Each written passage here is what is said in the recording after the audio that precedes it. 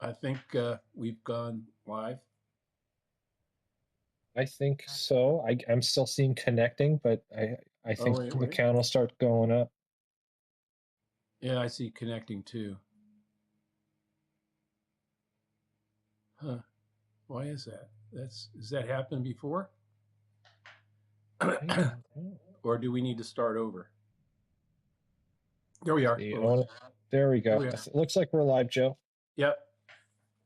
So, how's your day going, buddy? Oh man, this just feels like kind of a classic Trump week in a lot of ways, and I'm actually glad. And again, we're going to start by just plugging our podcast right away because on that Trippy Show, which came out this morning, we got to get ahead of this stuff. We can't just get in this same cycle of responding over and over again to whatever provocation or dumb thing they did. Joe, I think you made a lot of good points about just calling them out, calling the Yeah. BS when we see it. And I think that's just where we need to go beyond just plugging our own show. No, but yeah, but I mean, you wake up and you're already at, attacking Apple and Europe in what in, in two posts on Truth Social. Uh, 50 right back into the tariff stupidity again. But we've been warning about all that from the get go. Where do you want to get going on Yeah, answering people's questions? But yeah, that let's. Trippy Show. We released it this morning, and I think we were a little bit. It was a lot of it was on the economic stuff and calling out. Oh, hey, by the way, in that damn budget bill, the MAGA murder budget bill, they also sneaked in language that um, to stop the courts, including the Supreme Court, from enforcing its rulings. Um, so it is the Viktor Orban study course on again weakening the courts, the whole thing, and that's why look, it's the MAGA murder budget. The other thing we didn't talk about on the MAGA murder budget was what they did to in this bill to allow the purchase of silencers and suppressors without any need for a background check or anything else. And people will, of course, we called it the MAGA murder budget because people will die because of this insanity. Anyway, I'll let you get to the questions before I go on another rant, man. Yeah, I don't even know where to start on that one, but here's a good one. So this gets to what we talked about yesterday. This is from Juliana K. You said before that just yelling "Stop Trump" isn't a full campaign message. So what is? What does a real positive Democratic vision actually look like for next year? Which, by the way, Joe, I think I know where you're going to start. There is actually something we need to do about yelling about Trump. Yeah, but I mean, a lot of it is, look, he, Trump and his, you know, the MAGA House and Senate now majority, they're destroying things, destroying whole departments, dismantling health research, shutting down. Stop it now. Harvard, can't is quote not allowed to have. They have to get rid of all the International international students. Yeah. students. Um, um, they're destroying a lot of these things, and I think even the MAGA murder budget in terms of what they're doing with the budget, it's to acknowledge, that the tax system needs to be fixed. It was broken. It is broken, but destroying it and destroying the country, destroying our relationships, our alliances is not how to deal with the future. And so we are about it's the positive message is not about democratic uh, worrying about the Democratic Party and what its message is or who lost the last election. It's about I think, a message of American renewal, that we have to reinvent, um, reform.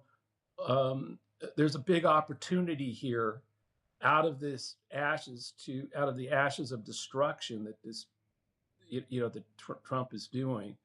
That the way to it's one, we all have to stop him, and we could talk about that, but the message has to be that there's a reason we have to stop him, and it's to rebuild, to make sure that these seniors, these children, that are going to be devastated by Medicaid cuts. Yeah, we have to work to stop that. But assuming the Senate goes along with all this stuff, it's so fight them, fight them, fight them. Call it out. Call it the MAGA murder budget. But on our side, it's not just about stopping him. It's about renewing. It's about American renewal. It's about making democracy work. Not standing to save democracy against autocracy, but reimagining it in a way that actually works for working people. That's not what Donald Trump's doing. In fact, what he's doing is going to make the lives of working people a hell of a lot worse, with this budget. Well, and this gets to another question that Sarah asked, which was there was some information released the other day on all the demographics that Democrats lost in 2024. Are Democrats doing anything right now to recover? That's from Sarah. And by the way, I think she's referring to Kamala doing worse with young voters, men, people of color, infrequent voters.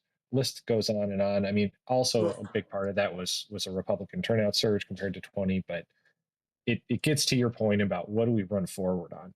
Well, I mean, that was because, again, if we were in a lot of respects, what the message was we were defending the status quo. And we've talked about this. If you ask people, is the system working? Everybody in the country would say, no, the system's not working. Well, okay. Well, democracy is the system. Therefore, if you take out we're saying you got to save democracy. To a lot of these people, we sounded like, and we were literally standing up and defending the status quo. What we needed to be saying was that we acknowledge that it's broken, and destroying it is not going to fix it. And Trump and MAGA are really great at destroying things. They're proving that every day. But that's not going to make your lives better. We have to, so acknowledging that, so I think a lot of the people that you're talking about, a lot of the demographic groups that we lost, were people who wanted desperately, believed desperately that the system was broken, that things weren't working, and he was saying the system's broken. I'm gonna, we need to take a wrecking ball to it. And we were saying, no. Do not let him take a wrecking ball. Everything's fine. Jobs numbers are great, whatever. And we were, in a lot of ways, becoming protectors and defenders of a broken system. So moving forward, I mean, that's the lesson to learn. I think moving forward, the message is you can't make that mistake. We all know it's not working. And so I think it's to acknowledge that, to then take them on, for the wrecking ball, and the MAGA murder budget and what they're doing. I mean, there will not be rural hospitals when this bill passes. I mean, the 300 rural hospitals will not be there anymore. And we talk about, it's not just the healthcare, it's that impact on the local rural economy. Those hospitals are, in a lot of ways, the heartbeat of the economy in these small towns, right? Because you've got nurses, doctors, cafeteria workers, all the stuff that you need to make a hospital run. Those are jobs. Those are in place. When the rural hospital falls, it's not just that you have to now drive 100 and 150 miles if you have a heart attack, but the number of empty stores and storefronts in downtown, in local towns, around that hospital are going to be harmed, and that economy is going to be hurt. It's the same if you go down any one of the things that they're doing. That's the kind of thing that's happening. We have to be the people say, yes, there's a lot wrong and a lot that needs to be fixed. And here's our agenda on how to do that. Here's how we have to lead the American renewal after this MAGA destruction. And it's not democratic renewal, it's American renewal. And it's Well, also calling on people. I think the other thing that the party has to understand is we have to become a bigger tent party than we are. Your purity tests are actually making it not work. We need to be able. There are plenty of people who would join this party, and I think we need to invite them in. There are a lot of them who left the Republican Party. You can't say, "Oh well, they were Republicans. We don't want them." No, we have to become in a country where the polarization between red and blue. We need to get some of that red into our blue, and that means being more welcoming, more understanding. It's not you screwed up. We told you this was going to happen to you, so go screw yourself. No, no, no. It's to basically start the conversation about American renewal, about reforms, reinventing, and restructuring, and bringing in people of differing views, but who are committed to the great American renewal, not to MAGA. this gets to a question. We actually get a lot of feedback. Whenever you say bring one more friend, bring one more person Right. along, is I think some of our listeners have kind of challenged that assumption. What does that actually do? Explain for those watching us right now. When you say bring one person along, what can that do, and what are the longer term ripple effects of that? This has to be a pro-democracy movement, a movement for American renewal. And when you build a movement, there may only be 5 million of us or 10 million of us who believe in that concept. Um, you're not, you're not going to make a big change by keeping within the 5 million people. It doesn't work that way. I mean, 3 million activists who go out and protest, hands-off rallies and things like it is great. Right. But no, you need to. It's called citizenship.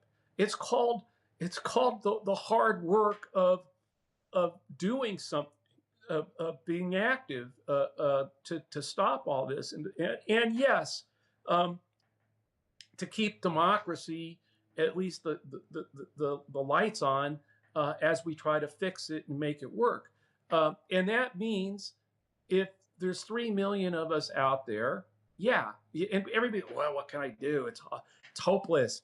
There's no way to stop them. Yeah, there is.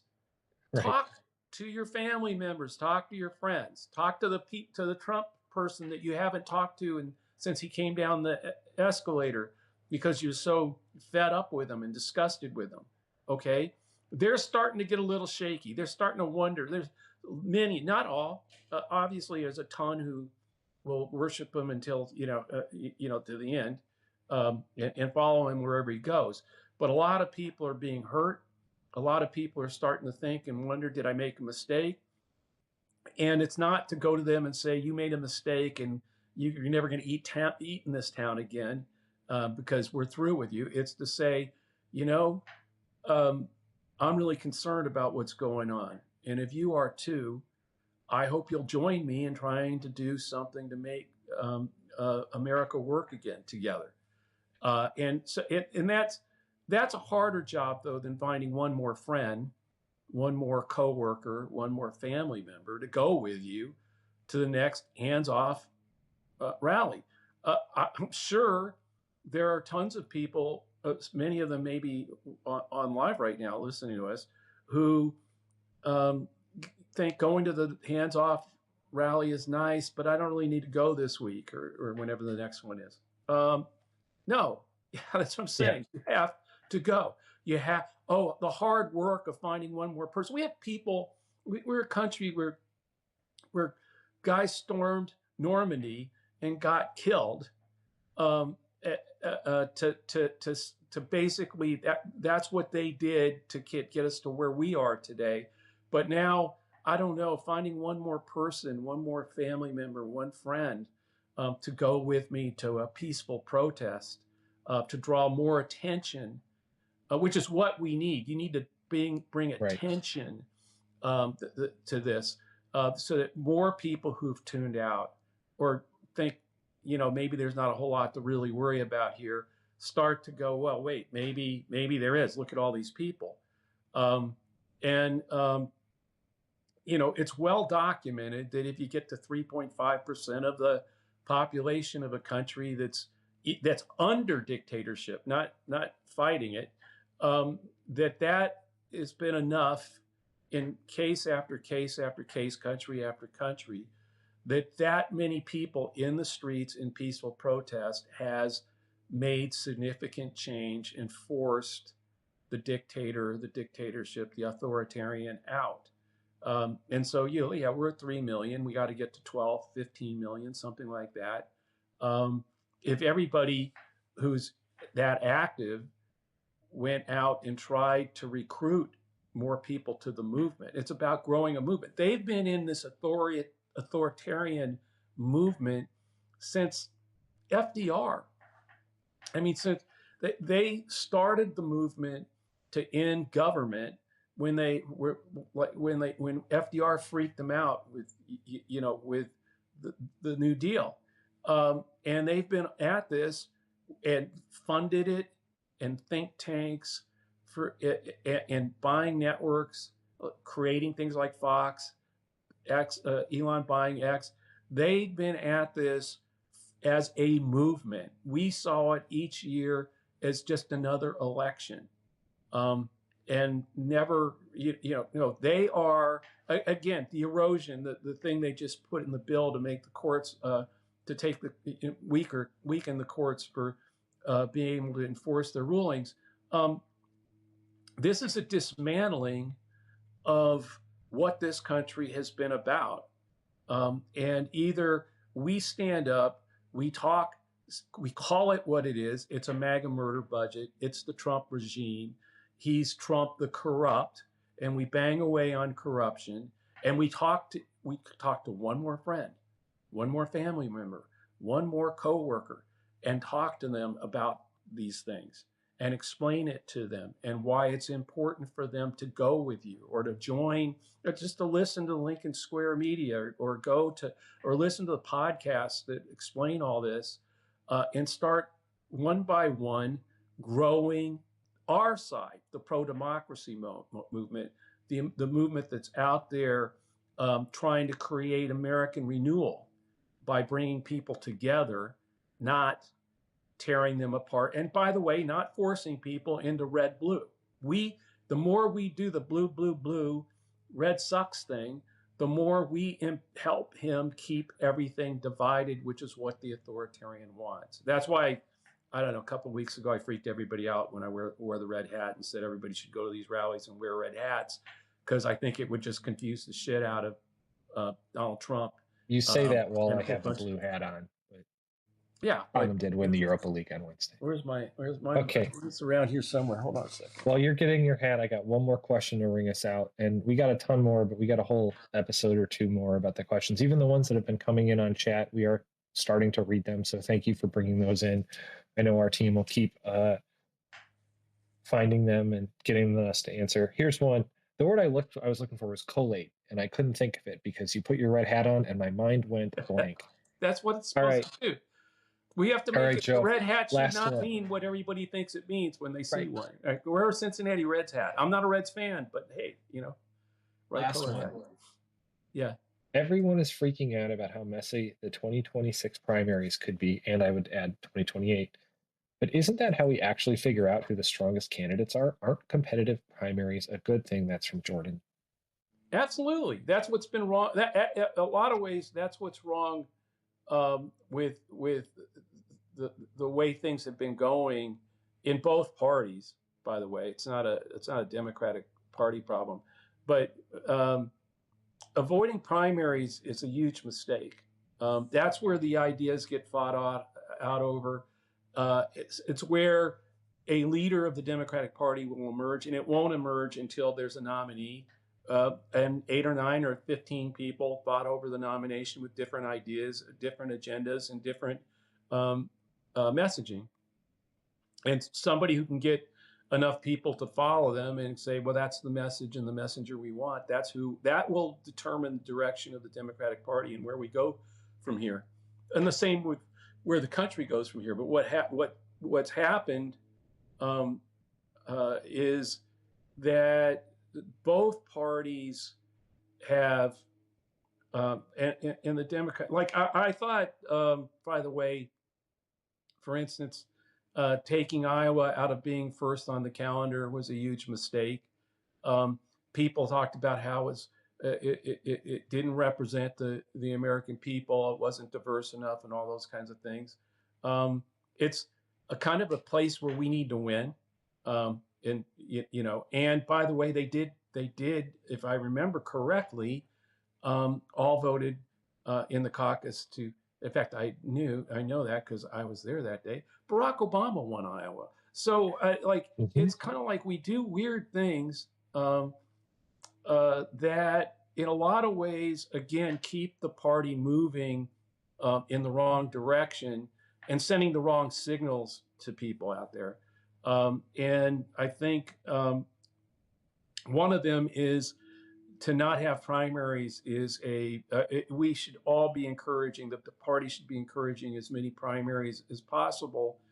And look, you and I have both done, we did, we're talking about primaries where it was, Seth Moulton running against Tierney, in the Democratic incumbent who'd been there for 18 years in Massachusetts.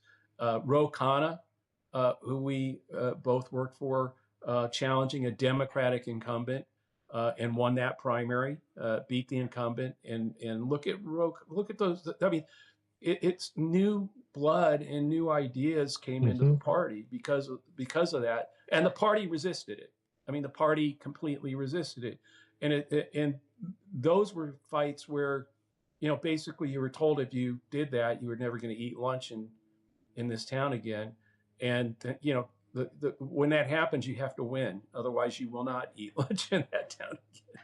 So but no, I'm a big believer in the tougher the primaries, the more of them we have, the better the party will be. And I think there's no look, AOC could be out there, Ro Khanna could be out there, Seth Moulton could be out there.